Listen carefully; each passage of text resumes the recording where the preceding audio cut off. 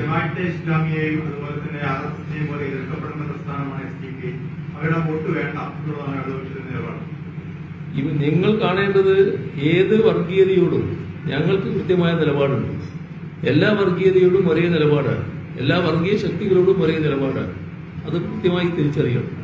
45 സീറ്റിൽ SDP സ്ഥാനാർത്ഥികളെ പ്രഖ്യാപിച്ചു. പിന്നീട് 36 ആ മണ്ഡലങ്ങളിൽ ചിലയിടങ്ങളിൽ SDP ഇടതുപക്ഷത്തിന് പിന്തുണ പ്രഖ്യാപിക്കുമെന്നാണ് കേൾക്കുന്നത്. ആ വോട്ട് വേണ്ട, അവരുടെ പിന്തുണ കേൾക്കുന്നത് വെച്ചിട്ട് അവരോട് പോയി ചോദിക്കണം. എന്നോട് ചോദിച്ചാൽ മനസ്സിലാവില്ല. എനിക്ക് പറയാനുള്ളത് ഞാൻ പറഞ്ഞു. ഞങ്ങൾക്ക് ഒരു വർഗീയതയുമായും ബന്ധമില്ല. ഞങ്ങൾ എല്ലാ വർഗീയതയും ഒരേപോലെ കാണുക, എല്ലാ വർഗീയതയും ഒരേപോലെ എതിർക്കുക. പിന്നെ ഏതെങ്കിലും ശക്തികളോട് ചോദിക്കാറുണ്ടെങ്കിൽ അവരോട് പോയി ചോദിച്ചോളൂ. വോട്ട് വേണ്ടെന്ന് പറയാൻ പറ്റുമോ? നിങ്ങളുടെ വിഷമം എനിക്ക് മനസ്സിലാകുന്നുണ്ട്. ഇവിടെ മാത്രമല്ല, എല്ലായിടെയും കാണുന്നുണ്ട്, എല്ലായിടെയും കേൾക്കുന്നുണ്ട്. വല്ലാതെ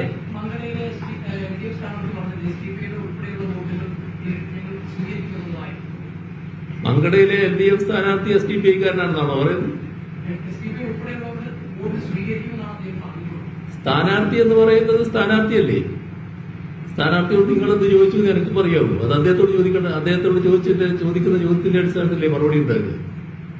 നിങ്ങൾക്ക് ഞങ്ങളുടെ നിലപാടാണ് അറിയേണ്ടതെങ്കിൽ ഞാൻ ഒന്നുകൂടി ആവർത്തിച്ച് പറയാം. എല്ലാ വർഗീയതയോടും ഒരേ നിലപാടാണ്. എല്ലാ വർഗീയ ശക്തികളോടും ഒരേ നിലപാടാണ്.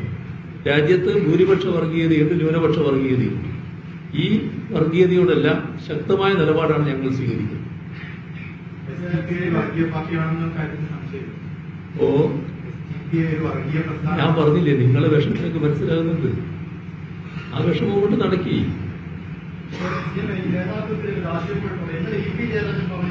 SDP വോട്ട് വേണ്ട എന്ന് പറയാൻ പറ്റില്ല. പക്ഷെ ഇന്നലെ CPIയുടെ നിരോധിഷം പറഞ്ഞത് വർഗീയ ശക്തികളോട് ഞങ്ങൾ കൂട്ടുകൂടില്ല. രണ്ട് അഭിപ്രായം പാർട്ടിക്കുള്ളിൽ നിലനിൽക്കുന്നു. ഞാനിപ്പോ പറഞ്ഞതെന്താ? നിങ്ങൾക്ക് നിങ്ങളുടേതായ ധാരണകളുണ്ട്. ആ ധാരണയുടെ അടിസ്ഥാനത്തിലാണ് നിങ്ങളുടെ ചോദ്യം. നിങ്ങൾക്ക് വേണ്ടത് ഈ UDF പ്രചരിപ്പിക്കുന്നത് പോലെ ഞങ്ങൾ ഏതെങ്കിലും കൂട്ടറുമായിട്ട് ബന്ധപ്പെടുന്നതും സ്ഥാപിക്കലാണ്. ഞങ്ങളെ അതിന് കിട്ടില്ല. ഞങ്ങൾ ഇന്ന് സ്വീകരിക്കുന്ന നിലയല്ല, എത്രയോ കാലമായിട്ട് സ്വീകരിക്കുന്ന നിലയാണ്. എത്രയോ കാലമായി വർഗീയതയോട് ഉറച്ച നിലപാടാണ്. അതിന്റെ ഭാഗമായിട്ട് ഒരു ചാഞ്ചാട്ടവും ഞങ്ങൾക്ക് അനുഭവപ്പെടാറില്ല. എന്നാൽ അതാണോ കോൺഗ്രസ്? അതാണോ UDF? ഏതെല്ലാം കാലം കടന്നു വന്നിരിക്കുന്നു. ഇനി ആ ചരിത്രമൊക്കെ ഞാൻ എണ്ണണോ? എല്ലാ പത്രസമ്മേളനങ്ങളും പറഞ്ഞുകൊണ്ടിരിക്കുന്നുണ്ടല്ലോ ഞാൻ. പണ്ട് EMSന്റെ മത്സരത്തിൽ തുടങ്ങാലോ. പിന്നെ AKGയുടെ മത്സരത്തിൽ കാണിച്ചില്ലേ? പിന്നെ കോലി സഖ്യം വന്നില്ലേ? പിന്നെ സീറ്റ് തന്നെ അക്കൗണ്ട് തുടങ്ങാനുള്ള സൗകര്യം ഉണ്ടാക്കി കൊടുത്തില്ലേ BJPക്ക്? എല്ലാം ആരായിരുന്നു? അതെല്ലാം കോൺഗ്രസ് ചെയ്തല്ലേ ഇവിടെ. അവരെ നിങ്ങൾക്ക് പവിത്രീകരിക്കണം. ഒരു ശുദ്ധന്മാര്, വർഗീയതയെ തീണ്ടാത്തവര് എന്ന് സ്ഥാപിക്കണം. എന്നിട്ട് എല്ലാ കാലത്തും വർഗീയതക്കെതിരെ നിലപാട് സ്വീകരിക്കുന്ന LDFനെ മോശമായി ചിത്രീകരിക്കണം. അത് നിങ്ങളുടെ ആവശ്യമാണ്. എന്ത് ചെയ്യാനാണ്? നാട്ടുകാരെന്ന് വിശ്വസിക്കണ്ടേ? ജനങ്ങളുടെ അനുഭവത്തിലല്ലേ കാര്യങ്ങൾ വിലയിരുത്തുക. സർക്കാരിനെതിരെ വിമർശനം ഉന്നയിക്കുന്നത് മാത്രമല്ല, ഭരണവിരുദ്ധ വികാരമില്ല എന്ന് SDP നേതാക്കന്മാർ തന്നെ പരസ്യമായി പറയുന്നു. അതുകൊണ്ടുകൂടിയാണ് അങ്ങനത്തെ ഒരു ചോദ്യമൊക്കെ വരുന്നത്. അവരുടെ പിന്തുണ LDFിനുണ്ടോ? അതൊക്കെ നിങ്ങൾ അവരോട് പോയി ചോദിക്കണം. എന്നോട് ചോദിച്ചാൽ കിട്ടില്ല. ഭരണവിരുദ്ധ വികാരം എവിടെയുള്ളത്? നിങ്ങൾക്കുണ്ടോ ഭരണവിരുദ്ധ വികാരം? ഏത് കാര്യത്തില? അത് പറയണോ?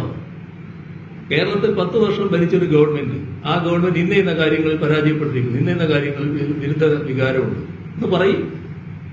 അതിനല്ലേ ഞാൻ പത്രസമ്മേളനം നടന്നത്. അത്തരം ഏതെങ്കിലും ചർച്ചയ്ക്ക് തയ്യാറാകുന്നുണ്ട്. അതൊന്നും ചർച്ച ചെയ്യരുതേ എന്നല്ലേ ഈ പറയുന്ന ആൾക്കാർ ആഗ്രഹിക്കുന്നു, ഇവർ ചിന്തിക്കുന്നു. അത് ചർച്ച ചെയ്തു പോയാൽ ജനങ്ങൾക്ക് കൂടുതൽ കാര്യങ്ങൾ മനസ്സിലാക്കുക. അതല്ലേ വസ്തുത. മറ്റൊരു കാര്യം, UDF പ്രധാനമായിട്ടൊരു ക്യാമ്പയിൻ മണ്ഡലങ്ങളിൽ മുഖ്യമന്ത്രിക്കെതിരെ കൂടിയാണ്. മുഖ്യമന്ത്രിയുടെ പെരുമാറ്റം ശരിയല്ല, ആരോട് സമീപനം ശരിയല്ല എന്നുള്ളതാണ്. അത് നിങ്ങൾ വിലയിരുത്തിയാൽ മതി, ഞാൻ പറയേണ്ടതല്ല. എന്റെ പെരുമാറ്റം നന്നായി പോയേ എന്ന് പറഞ്ഞ് നാട്ടിൽ നടക്കേണ്ട കാര്യം എനിക്കില്ല. ഞാൻ ഇന്നലെ ഒന്ന് പ്രവർത്തനം നടത്തിയ ആളല്ലാതെ. നിങ്ങൾ വിലയിരുത്തിയാൽ മതി. ആയിക്കോട്ടെ, നിങ്ങൾ വിലയിരുത്തിക്കോ. പിന്നെ കഴിഞ്ഞ 2021 നിലമ്പൂരിൽ ഇടതുമുന്നണിയുടെ സ്ഥാനാർത്ഥിയെ ബേപ്പൂരിലെ UDF സ്ഥാനാർത്ഥിയെ അദ്ദേഹം ഉന്നയിക്കുന്ന ഏറ്റവും പ്രധാനപ്പെട്ട ആക്ഷേപം എന്ന് പറയുന്നത് മരുമോനിസം എന്നുള്ളതാണ്. മുഖ്യമന്ത്രിയുടെ മരുമോൻ എന്ന രീതിയിൽ മുഹമ്മദ് റിയാസ് അഭിലാധികാര പാർട്ടിയും സർക്കാരിനും കാണിക്കുന്നതാണ് വിനോദിച്ചെന്ന അഭിപ്രായം. അതുകൊണ്ടാണോ അയാൾ പോകേണ്ടി വന്നത്?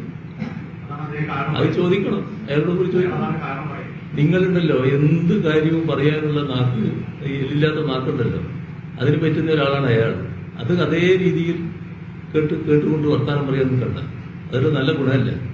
മാധ്യമ പ്രവർത്തനം എന്ന് പറയുന്നത് എന്തെങ്കിലും കേട്ട് അത് മുഴുവൻ സ്വീകരിച്ച് അതേപോലെ വളർന്നവരല്ല. അതിന് അല്പം ബുദ്ധി ഉപയോഗിക്കണം. നമുക്ക് എല്ലാവർക്കും ഉണ്ടല്ലോ, ലേശം ഉപയോഗിക്കുന്നത് നല്ലതാണ്. അങ്ങനെ എന്തെങ്കിലും കാര്യം ഉണ്ടോ എന്നുള്ളത് എന്നിട്ട് സ്വയം ബോധ്യത്തിന്റെ ഭാഗമായി ചോദിക്കണം. അല്ലെങ്കിൽ അൻവറിന് വന്നിരുന്ന് ചോദിച്ചാൽ മതി. അൻവറിന്റെ പ്രതിപക്ഷനായിട്ട് വന്ന് ചോദിക്കേണ്ട കാര്യമുണ്ട്.